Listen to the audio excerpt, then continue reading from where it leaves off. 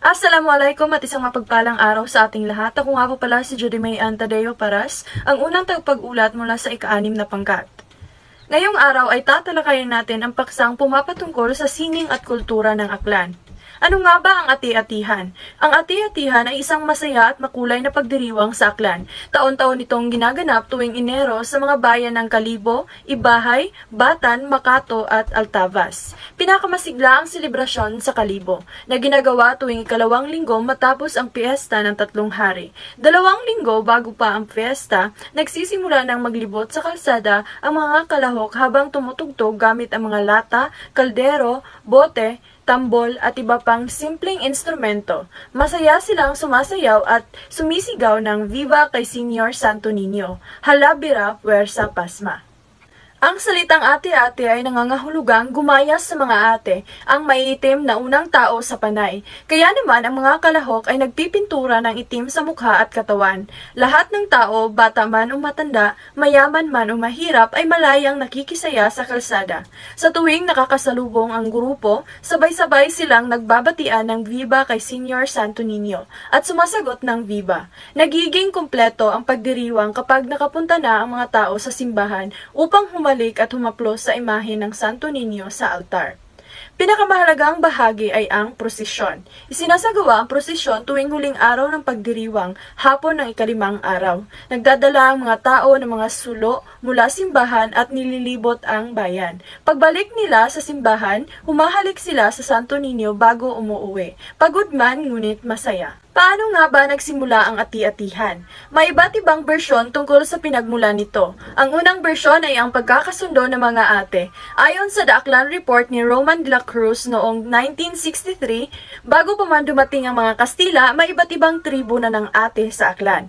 Madalas silang magkasamaan ng loob at maglabanan. Nang magkasundo sila, nagdiwang sila sa pamamagitan ng pagsasayaw sa tunog ng tambol. Taon-taon nila itong inuulit bilang pag-alala sa kanilang nabuong pagkakasundo. Pagdating ng mga Kastila, ang pagdiriwang ay tumapat sa piyesta ng Santo Niño, kaya nagkaroon ito ng relihiyosong kahulugan. Ang pangalawang version naman kung paano nagsimula ang ati-atihan ay ang puti at malaking kampana ng Madianos. Isang napakalaking puting kampana ang natanggap ng Cora Paroko mula sa isang magandang babaeng nagpakita sa tabing dagat. Pinagtangkaang nakawin ng kampana kaya maraming mamamayan ang nasawi. Nagpakita ang isang babaeng may hawak ng Santo Niño at nagbilin ito sa mga tao na magpahid ng uling sa mukha, manampalataya at ipagtanggol ang kampana. Nang sundin ito ng mga tao, hindi sila ginulo ng mga kaaway. Ngunit, nang kalaunan ay itinapon ng isang dato ang kampana sa ilog. Naging totoo ang babala na bumaha ang Aklan at maraming pananim ang nasira. Bilang pag-amo sa sumpa, nagdao sa mga tao ng taunang seremonyang Santo Niño or ati-atihan. Ang pangatlong version naman ay ang mahiwagang kahoy na may mukha ng Santo Niño o yung Ibahay version. Isang mangingisdang taga-Ibahay ang nakahuli ng isang kahoy sa halip na isda. Ilang ulit niya itong itinapon ngunit bumabalik ito sa kanyang lambat. Dinala niya ito pauwi at inilagay sa ilalim ng kalan. Kinagabihan may narinig silang kumakatok. Natuklasan nila na ang kahoy ay may ukit na mukha ng Santo Niño. Ipinagawa ito ng kapilya ngunit palaging nawawala at lumilitaw muli roon. Dahil sa himalang iyon, nanata ang mga tao sa nagkakaroon sila ng taunang pagdiriwang na may pagpapahid ng uling at prosesyon. Ang ika-4 na bersyon naman ay ang pagdating ng 10 dato mula Borneo. Ito ay ayon sa mga mananalaysay. Noong ika-13 siglo, dumating ang 10 dato mula Borneo na tumakas sa kanilang pinuno. Dumating sila sa Aklan sakay ng barangay. Tinanggap sila ni Haring Marikudo, pinuno ng mga Negrito. Nagkaroon sila ng kasiyahan bilang pagdiriwang ng pagkakaibigan. Pagkatapos, ipinagbili ni Marikudo ang lupa kapalit ng isang gintong salakot at isang gintong kwentas. Tuwing tag-ani, pinagdiriwang nila ang kasunduan sa pamamagitan ng pag-aayos ng mukha gamit ang uling upang maging katulad ng kanilang mga kaibigang Negrito. Nang dumating ang Kastila, inilipat nila ang pagdiriwang sa piyesta ng Santo Niño. Sa kabuuan, ang ati-atihan ay isang pagsasama ng sinaunang kultura ng mga ate, kasaysayan ng mga dato at debosyon sa Santo Niño. Pinagsama-sama ng paglipas ng panahon ang pagdiriwang ng pagkakaibigan, paggalang sa mga ninuno, pananampalataya at kasiyahan ng buong komunidad. Kaya hanggang ngayon nananatili ito isa sa pinakamakulay at pinakamasiglang piyesta sa Pilipinas. Assalamualaikum at magandang araw sa ating lahat. Ako nga po pala si Muhammad Basa Mambor at aking ibabahagi sa inyo ang kwento ng isang makulay at makasaysayang pagdiriwang mula sa Kabisayaan, ang Pesta ng Pentados, Kasadyaan. So ano nga ba ang Pesta ng Pentados, Kasadyaan? Kung kayo ay nakakita na ng mga larawan ng mga mananayaw na puno ng mga tato sa katawan sa Tacloban, Leyte, iyon ay ang Pesta ng Pentados, Kasadyaan. Ito ay isang masayang pagdiriwang na tumatagal ng isang buwan at kilala bilang Festival of Festivals. Ito rin ay isang magandang pagtatanghal ng kultura, kasaysayan at pananampalataya ng mga taga-Leyte at Samar.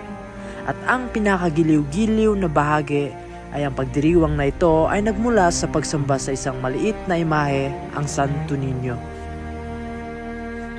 Upang maunawaan natin ang pesta, kailangan natin balikan ng kasaysayan. Noong 1668, dumating ang mga Espanyol sa Visayas at natagpuan nila ang isang pangkat ng mga tao na ang mga katawan ay puno ng tato. Tinawag nila ang mga ito na Pentados. Para sa mga Pentados, ang mga tato na ito ay hindi lamang palamuti. Ito ay simbolo ng kanilang tapang, kagandahan at estado sa lipunan.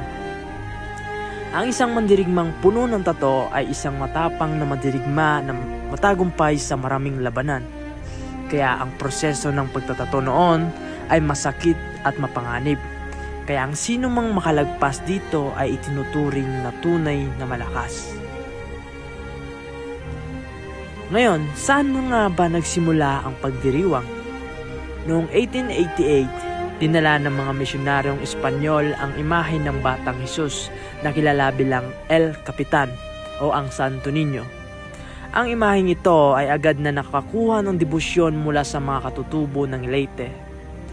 Ang orihinal na pesta na tinawag na Pesta ni Señor Santo Niño ay pinagdiriwang tuwing ika-29 ng Hunyo bilang parangal sa mahal na imahe. Pumunta naman tayo sa makabagong panahon. Noong 1986, itinatag ng mga negosyante sa Tacloban ang Pentados Foundation Incorporated. Layunin nila na iorganisa ang mga aktibidad para sa pesta ng lungsod bilang parangal sa Santo Niño. At noong 1987, unang ipinagdiwang ang Pesta ng Pentados. Pagkalipas ng halos isang dekada, noong 1996, sinimulan ni dating Gobernador Remedios Lorito Pitela ang isa pang pagdiriwang, ang Leyte Kasadyaan Festival of Festivals. Sa paglipas ng panahon, ang dalawang magkahiwalay na pagdiriwang ay pinagsama upang maging isang mas malaki at mas masayang okasyon, ang Pesta ng Pentados Kasadyaan na ating kilala ngayon. Ngayon, ano-ano nga ba ang mga makikita natin sa pesta? Una, ang Leyte Kasadyaan Festival of Festivals, kung saan iba't ibang munisipyo ng Leyte ay nagtatanghal ng kanilang natatanging kultura at kasaysayan sa pamamagitan ng sayaw at musika. Pangalawa, ang Pentados Festival Ritual Dance Presentation, kung saan makikita natin ang mga mananayaw na may mga pintura o tato na naglalarawan ng buhay at pakikipagdigma ng mga sinaunang Pentados. At ang panghuli, ang pinakakahihintay natin na ang Pagrayhak Grand Parade, isang napakasigla at makulay na parada na puno ng pagmamalaki at kasiyahan. Ang kasadyaan sa dialektong Bisaya ay nangangahulugang katuwaan at kasiyahan. At iyon ang tunay na diwa ng pagdiriwang na ito. Ito ay isang okasyon ng pagkakaisa kung saan ang buong lalawigan ng Leyte ay nagkakaisa sa kabisera, ang lungsod ng Tacloban. Bawat munisipyo ay may kwentong ibinabahagi, mga kwento ng kanilang lokal na alamat at kasaysayan. Sa pamamagitan nito, ang Pesta ng Pentados Kasadyaan ay nagagampanan ang isang mahalagang papel, ang pagpapalago ng pagmamalaki ng bawat Leyteño.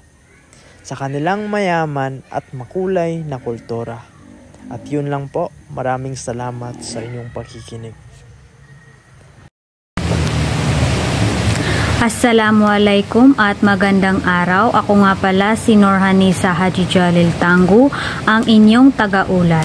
Dumako na tayo sa ilang tribo sa Visayas. So dito sa tribong Sulod, ang mga Sulod ay isang tribo na matatagpuan sa bulubundukin ng Capiz, particular sa bayan ng Tapas. Sila ay nagmula sa tribong Mundo ng Indonesia na matagal nang naninirahan sa mga bundok ng Panay. Ang pangalang Mundo ay nagbago sa Sulod na nangangahulugang silid. Sila ay nagsasalita ng Kiniray-ay at Hiligaynon at karamihan sa kanila ay isa lang ang alam na wika o salita. Ang mga Sulod, mayroon silang natatanging paniniwala, tradisyon at uri ng pamumuhay. Isa na rito ang pag-aalaga sa binukod. Ang binukod ay ang mga babaeng magaganda na ikinukulong sa silid. Hindi sila pwedeng lumabas o maarawan mula sa pagkabata hanggang sa araw ng kanilang kasal. Ang mga binukod ay taga-pagsalaysay ng epiko ng tribo na tinatawag na Hinilawud. Ang epikong ito ay nagpapakita ng kultura at ritual ng mga Sulod. Noon ang mga binukod ay nagdarasal at sumasayaw sa gabi para sa masaganang ani. Kapag may namatay na mahalagang tao sa tribo tulad ng baylan, hindi nila agad inililibing. Gumagawa sila ng kabaong mula sa malaking kahoy at inilalagay sa bundok. Sa ilalim ng isang kubo may butas sa kabaong kung saan dumadaloy ang tubig mula sa katawan. Pagkalipas ng 2 o 3 buwan, ang mga buto ay kinukuha, nililinis, binabalot sa itim na tela at inilalagay sa ambi ng bahay. So yun lamang po at maraming salamat. Magandang araw sa lahat. Ako si Norhaiming Dimaampo Damin mula sa ika-6 na grupo at hayaan niyo akong iulat sa inyo ang tribong Tagbanwa. Noong May 23, 2005, inilipat ang Palawan mula Region 4 patungong Region 6 batay sa Executive Order 429. Ito ay upang tiyakin ang epektibong pagpapahatid ng serbisyong pampubliko at pangkawaniwan ng mga ahensya ng pamahalaan at pabilisin ang panlipunan at pang-ekonomiyang pag-unlad sa parehong larangan. Ito ay ginawa sa panahon ni dating Pangulong Gloria Macapagal Arroyo. Ang mga membro ng tribong Tagbanwa ay napabibilang sa pinakaunang naninirahan sa isla ng Palawan at sa nakapaligid na isla nito. Lumabas sa resulta ng ilang pananaliksik na mula sila sa mga taong Tabon na naninirahan sa kuweba ng Tabon, ilang libong taon na ang lumipas. Madalas sa kanila ay nanirahan sa Hilaga at sentral na bahagi ng Palawan. Ang kabuoang bilang ng mga Tagbanwa ay bumababa sa kasalukuyan. Mula 129,691 na mga membro noong 1987, 10,000 na lamang ang natitira sa kasalukuyan. May pinaniniwala ang 3 salin ng katawagang Tagbanwa. Una, ito raw ay nangangahulugang people of the world dahil sa Banwa na nangangahulugang world o mundo. Pangalawa, ito raw ay nangangahulugang people from our place. Mula sa salitang Banwa na nangangahulugang land o place. At pangatlo, nangangahulugan raw itong people from the inland. Dahil sa salitang Banwa na nangangahulugang countryside o inland. Sinasabi na ang huling salin ay mula sa mga kolonista sa isla ng Palawan. Dahil ang mga kolonistang ito ay lumipat sa dalampasigan, napilitan ang mga Tagbanwa na lumipat sa pagdaan ng panahon. Ilan sa mga karaniwang ikinabubuhay ng mga taong Tagbanwa ay ang pangingisda, pangangaso at pagkukuma. Isa na rin dito sa kanilang kabuhayan ang paglikha ng mangroves honey. Sa kanilang kultura naman at paniniwala, iilan sa mga ito ang sinaunang sistema ng pagsulat na tinatawag nilang Tagbanwa script na naihahalin tulad sa sinaunang baybayin. Sila rin ay naniniwala sa maraming espiritu ng kalikasan, kabilang ang mga espiritu ng gubat, tubig at kabundukan. Yun lamang po sa aking iuulat. Maraming salamat. Magandang araw po sa inyong lahat. Ako po si Amir Hussein M.D. Malutang. Magtatalasay tungkol sa dalawang tribo ng Tagbanwa. So ano nga ba ang tribong Tagbanwa? Ang tribong Tagbanwa ay kabilang sa mga pinakamatandang pangkat etniko sa Pilipinas at matatagpuan sila sa probinsya ng Palawan. Sa paglipas ng panahon, nahati sila sa dalawang pangunahing grupo batay sa kanilang geographical na lokasyon at pamumuhay. Ang unang grupo ay ang Sentral Tagbanwa. Sila ay naninirahan sa gitnang bahagi ng Palawan, partikular na sa mga bayan, silangan at kanluran. Kabilang dito ang mga lugar ng Puerto Princesa, Quezon at Aborlan. Ang kanilang pamumuhay ay nakaugat sa kalikasan, mula sa pang-araw-araw na pagkain hanggang sa mga ritual na isinasagawa nila sa kagubatan at dagat. Ang ikalawang grupo naman ay ang Kanlurang Tagbanwa, na kilala ring bilang Calamian Tagbanwa. Sila naman ay nakatira sa arkipelago ng Calamian, lalo na sa mga isla ng Coron, Busuanga at ilang bahagi ng El Nido. Kilalang mapayapa ang pamumuhay ng Calamian Tagbanwa at hanggang ngayon, pinangangalagaan nila ang kanilang tradisyon tulad ng paggawa ng mga palamuti at paggalang sa kanilang mga ninuno. Bagamat magkahiwalay na grupo, may ilang katangian na pareho nila. Ito ay ang pagiging maitim ang balat, payat ang pangangatawan, at likas na mahahaba ang buhok noon. Maging lalaki at babae ay nagkukulay itim ng ngipin bilang simbolo ng kagandahan. Dito naman tayo sa kultura at social class ng Aklan. Ang Aklan daw ay isa sa mga pinakamatandang lalawigan sa ating bansa. May mahabang kasaysayan ito na nagsimula pa bago dumating ang mga Kastila. Dahil dito raw ay maraming sinaunang kaugalian at tradisyong nanatili at ipinapasa hanggang ngayon. Tahanan ng ati-atihan. Dito matatagpuan ang Ati-Atihan Festival na kilala bilang ina ng lahat ng pista sa Pilipinas. Mayamang kultura at tradisyon. Makikita sa Aklan ang pagsasanib ng impluwensya ng mga katutubong ati, kulturang Malay at Kristyanismo. Mayaman sila sa sining tulad ng pinya weaving, mga katutubong awit at sayaw, at iba't ibang ritual at pamahiin na nagpapakita ng kanilang pagkakakilanlan bilang Aklanon. Wikang Aklanon, may iyasan. Ang wikang Aklanon daw ay natatangi dahil sa kanilang iyasan, isang tunog na hindi karaniwang maririnig sa ibang bansa, sa ibang wika sa bansa. Ito ang nagbibigay ng kakaibang identidad at tunog sa kanilang pagsasalita. Sugidan nun, Binalaybay Kumpuso. Mayaman ang Aklan sa panitikan. Ang sugidan nun ay mga epikong inaawit. Ang Binalaybay ay tula. Ang Kumpuso naman ay tradisyonal na awit ng mga Aklanon. Lahat ito ay nagpapakita ng kanilang malikhain at makasining na kultura, kwentong bayan at epiko. Tulad ng iba pang katutubong grupo, napakaraming kwentong bayan at epiko ang nagmula sa Aklan.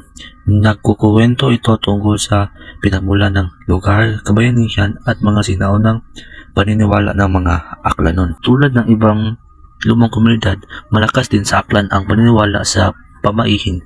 Ginagamit ito sa pag-aasawa, panganganak, paglipat ng bahay at lalo na sa mga ritual na may kaugnayan sa kamatayan. Ang mga nasa upper class ay madalas may-ari ng resort hotel at negosyo sa Boracay na sa isa sa pinakamalaking pinagkukunan ng kita ng lalawigan. Matatandang pamilyang politikal. May mga pamilyang matagal nang nasa politika sa Aklan at may malaking impluwensya sa pamamahala at pagpapasya sa lalawigan. May-ari ng malalaking lupain. Kabilang sa upper class ang mga pamilyang nagmamay-ari ng malalawak na lupain, particular na para sa agrikultura o negosyo. Guro, empleyado, OFW, ilan ito sa buong-buo ng middle class. May matatag silang kabuhayan at may malaking ambag sa pagpapatakbo ng mga paaralan, tanggapan, at serbisyo publiko. Maliit hanggang medium na negosyante. Kasama dito ang mga may tindahan, restaurant, travel business, at iba pang maliit na hanap buhay. Sila ang nagpapagalaw sa lokal na ekonomiya. Profesional sa iba't ibang larangan. Kabilang dito ang mga nurse, engineer, accountant, at iba pang skilled workers. Marami rin Aklanon ang naging OFW dahil sa kailang kasanayan.